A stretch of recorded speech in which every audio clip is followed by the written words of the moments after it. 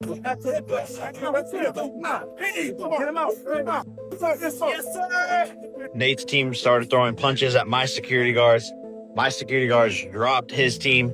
At their latest press conference, tensions exploded when Gervonta "Tank" Davis hit Jake Paul with a chair, a shocking moment that instantly went viral. Jake brushed it off, promising to settle it in the ring and vowing revenge on fight night. During their heated face-to-face, Tank didn't hold back, calling Jake a big, fat guy with no real boxing skills and mocking the idea that size alone wins fights. He boldly declared he's coming for a knockout, but that statement only fueled more controversy. Fans and boxing analysts called him delusional for believing his lightweight power could hurt someone nearly 60 pounds heavier.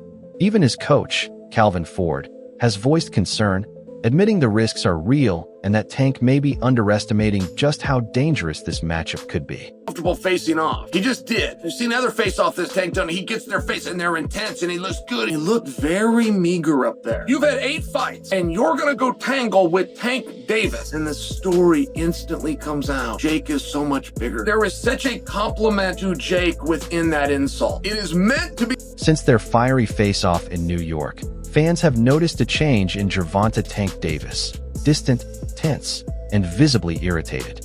It's like the usual swagger's been replaced by something colder. And then, things exploded. During the press event, Jake Paul started going beyond trash talk, taking shots at Tank's personal life, even mocking his past legal issues. He joked about ankle monitors and handcuffs, crossing a line most fighters wouldn't dare touch. The final straw came when Jake pulled a shocking stunt. He brought actual clowns onto the stage, pointing at them and saying, "Any man who puts his hands on a woman is a clown." That's when Tank snapped, launching a chair straight at Jake and shouting that this fight just got personal. Buddy, you're the clown here all day. Any man who puts his hands on a woman is the clown.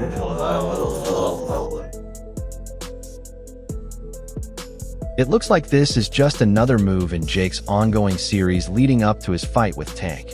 A few days after the New York press conference, Jake posted an AI-generated video showing him and Tank appearing to kiss on the mouth. Tank wasn't amused, suggesting things might be going too far. While some fans found it funny, others thought Jake crossed the line, and reports claim Tank's team even threatened to call off the fight. This face-off, Henry. What are your thoughts here? You're hearing that shit from me. That's cringe. In some weird way, I kind of like cringe it. about it. He's trying to big man the smaller guy, who the smaller guy to me is dangerous. I think Tank Davis is going to put the hands on him, but I like it, bro. I will say something about Jake Paul. He's brought a lot of attention to boxing. Tank Davis guaranteed $40 million. If you were in that position. Calvin Ford is already raising concerns about the gloves. Jake's father, Gregory Paul, said Tank's coach asked for smaller gloves for Gervonta, while Jake used the standard thicker ones, supposedly to make Tank's punches hit harder. But Jake's team saw it as a warning sign, accusing Tank's side of trying to bend the rules because they know it's a tough matchup. Ford didn't deny making the request, but said it was about fairness, claiming Jake's gloves didn't feel right. The back and forth quickly went viral, leaving fans questioning whether Tank's camp is starting to lose confidence. Bro, you can't be mad at somebody for doing what they feel is best for them. Will it impact Tank's legacy if Jake Paul were like to beat him or even like knock him out? Dude, Tank's a 3-division world champion, 4-time 3-division world champion. At the end of it, bro, you can't take anything away from him. Bro, you can't be mad at somebody for doing what they feel is best for them. It's the same way. And honestly, he might have a reason to be frustrated. The weight issue just won't go away. During the New York event, when the host announced the fight would be at 195 pounds, Tank immediately corrected him, saying it was supposed to be 190. You could see the irritation on his face, and that short exchange said a lot. He didn't even seem certain about the official weight. For a fighter who spent his whole career around 135, even a few extra pounds make a huge difference, let alone 60. Still, Tank refuses to back down. In several interviews, he said weight doesn't equal skill, insisting that power, timing, and heart are what win fights, and he's got all three. He keeps saying he's going to knock Jake out, and maybe, deep down, he truly believes it. A 5'7" wingspan. Tank fighting me would be a fairer matchup. We're basically the same size. And you wonder why fans think Jake's fights are rigged? Because every time we see some nonsense like this, it feels like WWE with boxing gloves. Here's the kicker though. Jake threatened to sue anyone who calls his fights rigged. Yeah, you know, the same guy who preaches freedom of speech now wants to ban opinions. After that clown show with Mike Tyson that left everyone scratching their heads. Calvin Ford, however, doesn't seem as confident. In a recent interview, he admitted, "I just want Tank to get paid and get out safe." A comment that clearly shows how much his team respects Jake's size advantage. Meanwhile, Jake is soaking up all the spotlight. He showed up to the Miami press conference in a $3 million Bugatti Chiron, with Aiden Ross filming everything, while Tank arrived in a sleek black Ferrari SF90. Both made an entrance, but Jake's confidence stole the show. He told reporters, "I'm the bigger man, the better athlete, and the smarter businessman." Tank didn't hesitate to clap back, calling him a YouTuber pretending to be a fighter. Oh, hey, Bigfoot versus Littlefoot. Andre the Giant versus Wee Man. Man, this is gonna be better than damn Circus Olay. Yeah, they gonna look weird as hell in the ring together, man. You see how big Jake Paul is? 200 plus pounds? Man, I don't understand it. I don't get it. Yeah, the circus continue.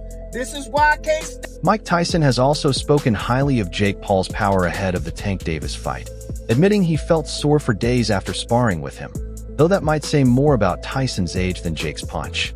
Still, praise from a legend like Tyson is a big deal. It gives Jake the kind of credibility he's been chasing for years, especially now that he's determined to prove he deserves a real place in boxing. Legal problems in the last month or so and rumors about his retirement. I don't think it's a massive shock that he is taking this Jake Paul fight if it is going to go ahead, purely for the reason that it's a lot of money for maybe not the most difficult job that he's going to have in his career.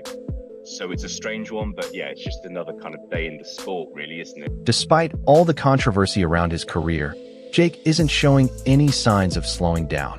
The 28-year-old from Ohio keeps insisting he's after a real world title shot. Facing Tank may grab massive attention, but it won't bring him closer to that goal. It's an exhibition, not a sanctioned fight, so no titles, rankings, or records are on the line.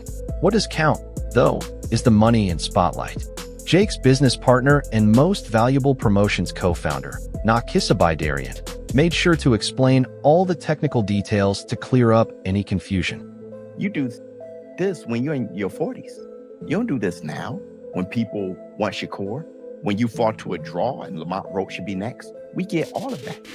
Let me tell you where I am. The fight is scheduled and it's going to happen. Now what? So what's next? According to Bidarian, the fight's official weight limit is set at 195 pounds and fully approved by the Athletic Commission. It will run for 10 rounds of 3 minutes each, with both fighters using 12-ounce gloves. 3 professional judges chosen by the commission will be ringside, ensuring an official scorecard and a declared winner if it goes the distance. Both Jake and Tank are also undergoing full USADA testing, just like in a standard world title fight. Retired out of the sport because he's been, making claims saying that he's done and that he's about to retire. Basically, he doesn't want to do this no more. And I feel like, he got the big fight, and there's really no bigger fight than this. There's just no bigger fight than this, bro. At first, people were saying that announcement was supposed to quiet people calling the event fake or scripted, but it didn't work. The word exhibition still lingers, and that's what's making many in the boxing world uneasy, especially voices like Paulie Malignaggi. Never one to hold back, Malignaggi blasted the matchup, calling it a circus and saying fans don't understand what it really is. It's not a real fight. It's an exhibition, he said bluntly. He added that while he doesn't think Jake fixes fights, since doing that in a sanctioned bout would be a federal crime, Jake does carefully choose opponents who are either too small or long past their prime. But instead of giving us the rematch with Roach, he's going to fight Jake Paul. Now, this is where you have a chance to stand up as fans. Don't pay for it. Don't watch it. But we know that you're going on to break it down even further, pointing out that since this fight isn't sanctioned, fans can't even legally bet on it. That's the thing, he said. When you make it an exhibition, You remove the gambling angle because betting isn't allowed on something that could be staged. That's why they had to turn the Tyson fight into a real one. People wanted to wager on it. Malignaggi called the whole setup wild, unpredictable, and a complete circus, suggesting this fight might end up being more of a show than an actual competition. You go get an actual real boxer for real boxer who is a knockout artist, who is still in his prime, and now you put him in this exhibition. This just shows me right now that the sport is officially gone, and the only hope we have is September 13th, Canelo and Bud Crawford. He did, however, share how things might go if the fight turns out to be real. Malignaggi said that if it isn't staged or just a light sparring session, Tank could have a chance, depending on the gloves. He estimated that Jake is nearly 100 pounds heavier, which is a huge difference. With smaller gloves, Tank might be able to hurt Jake if he lands clean, but those same gloves also make it dangerous for Tank, since Jake's size and power could cause serious damage. I think my thoughts on it is let's watch and see what happens. Ryan Garcia said his boxing turning into WWE. Yeah, with that type of matchup. Do you agree? Last thing, White House card, like he said, you want Conor McGregor? Yeah, but the whole thing's on WWE. So right. Like, at least that's happening and getting something to talk about, something to watch. And the size gap has been the main topic since the fight was announced. Fans are stunned that Davis agreed to step anywhere near 190 to 195 pounds. Even for an exhibition, it's a huge leap. He spent his entire career fighting around 135. No one that small has ever seriously moved into cruiserweight territory to face a full-sized opponent before. It's boxing. But I just hope we get the Shakur fight before that moment. So for me, that Tank fight, I mean, as I understand it, Tank's fighting Jake Paul. Right. Which is the most bizarre thing ever, but I'm sure it'll do massive numbers. Right. And I don't know what happened with the Lamont Roach fight, but I just hope that... Malignaggi's comment about the gloves wasn't just talk. The official size is now 12 ounces, larger than standard pro gloves, which means more padding and less damage per punch. That's an advantage for Gervonta since it offers better protection from Jake's heavier shots, but it also reduces the power he can generate from his smaller frame. I mean, and you know what, PBC has to be called out in this too. They have one of the biggest stars in boxing, and they're putting them in this farcical fight. And they are struggling for survival, PBC. I mean, they are just falling apart. You know, the Pacquiao fight did terrible. Terribly promoted. Pacquiao was hardly available. I mean, it was just that they were too cheap to hire. Jake, on the other hand, doesn't seem concerned about any of the technical details. He's been promoting the fight in his usual over-the-top style, even revealing on the Double Coverage podcast that there's a huge knockout bonus on the line. He didn't share the exact amount, but called it big money, saying that whoever scores a knockout will walk away with an even bigger paycheck. Bout, it will not count towards their professional careers. The age is close. Jake Paul is 28, GervontaDavis is 30, but the weight difference is massive. Paul has fought around 200 to 227 pounds. Davis dominated at just 135 pounds. Many expected Davis to fight Lamont Roach Jr. again, but instead he chose Jake Paul, a fight many say is more about money than legacy. Both fighters are entering the ring aiming to finish the fight before it reaches the scorecards. Jake made it clear, saying this won't be another Floyd versus Logan situation where nobody really wins. Somebody's getting sleepy, he promised. Even though it's officially labeled an exhibition due to the weight difference, Jake insists that doesn't make it any less dangerous. It's only an exhibition because he's like 70 pounds lighter, he explained. But when we're in there, it's real. The punches are real. The knockout's real. He also kept up his trademark mind games, claiming the fight will start with psychological warfare. Jake said Gervonta is mentally weak in the ring and falls apart when things don't go his way. And this time, they won't. He added that whatever Gervonta's planning or expecting, he's underestimating him. Exhibition bout, it will not count towards their professional careers. The age is close. Jake Paul is 28, GervontaDavis is 30, but the weight difference is massive. Paul has fought around 200 to 227 pounds. Davis dominated at just 135 pounds. Many expected Davis to fight Lamont Roach Jr. again, but instead he chose Jake Paul, a fight many say is more about money than legacy. Critics That comment touched on what many have already said about Gervonta's composure under pressure. He's known for being patient, taking his time to adjust before landing big counterpunches. But against a larger, more aggressive opponent, that slow approach could backfire. Jake plans to use his size and high volume to push Tank into early mistakes.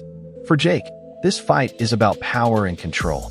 He's already earned Tyson's respect for his punching strength, and now he wants to prove he can hold his own against a top-tier name like Tank, even in an exhibition. The real twist is that while both men keep calling it just business, they're clearly treating it like something much bigger, a fight for pride and validation. Wins. Jake's just so big, dude. I think Jake wins. This is different because it's similar. It's similar to Logan versus Mayweather, but Jake Paul now obviously is way more advanced than where Logan was at that moment in time. But dude, Jake. You ever watch his highlights? Davis wants to prove that boxing is still about skill, that technique and timing can beat size and strength. Jake, meanwhile, wants to show he's no longer just a YouTuber, but a real fighter who can stand toe-to-toe with world champions, even smaller ones. Neither man wants to leave Miami looking foolish, and that pride on both sides makes this matchup even riskier. The latter.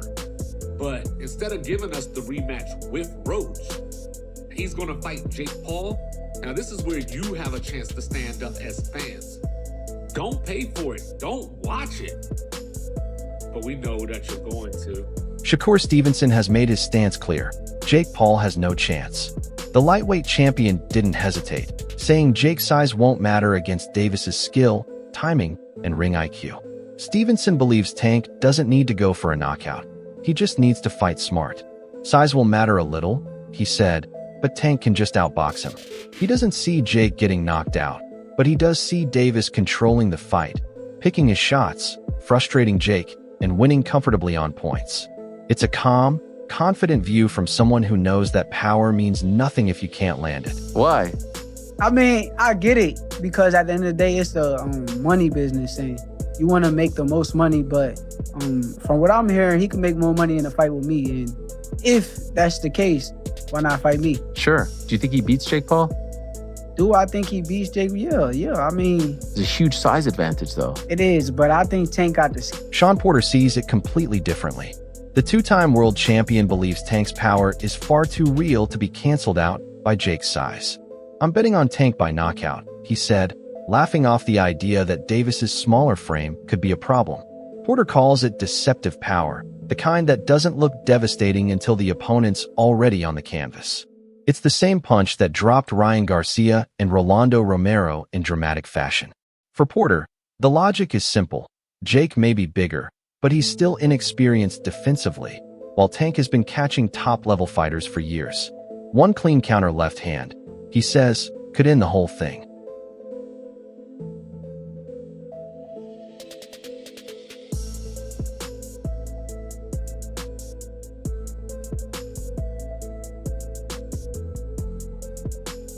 Terence Crawford takes a more realistic view. With years of experience moving through weight classes, he says the size difference can't be ignored. Jake's just too big for Tank, Crawford explained. If they really go at it and Jake lands one clean shot, it could be over. Coming from someone who's felt the difference a few pounds can make, that means a lot. Crawford isn't questioning Tank's skill or toughness. He's highlighting what happens when a lightweight trades punches with a cruiserweight. It's not just about strength. It's about durability, leverage, and how much each fighter's body can absorb. In his eyes, if Jake lands solidly, that alone could end the fight. What you think? You got personally, I think Tank too little, bro. Yo, I think Tank too little. I'm so glad you have a brain on your shoulder. I think Tank too little. I said, bro. I think Tank's too little. That's what I'm saying. They have weight classes for a reason. Davis they have weight classes for a reason. 5'5", 135 pounds. Jake Paul is 6 feet, 205 That's what I'm saying. Bro. He's too 6'1", little. 205. Everybody's like, yeah, bro, but Tank gon' they don't. Terence Crawford isn't buying the idea that GervontaDavis can just walk through Jake Paul. He's one of the few top fighters openly saying Jake's size could be the deciding factor. Jake's too big for Tank, Crawford said. If they really go at it, one clean punch from Jake could end it. Coming from someone who's spent his career moving through weight divisions, that opinion carries weight. Crawford understands what it's like to face naturally bigger fighters, the heavier shots, the power difference. the body punches that wear you down faster. For him, this fight isn't about skill. It's about what happens when physics collides with pride. Jake Paul versus Tank Davis. They just announced the fight.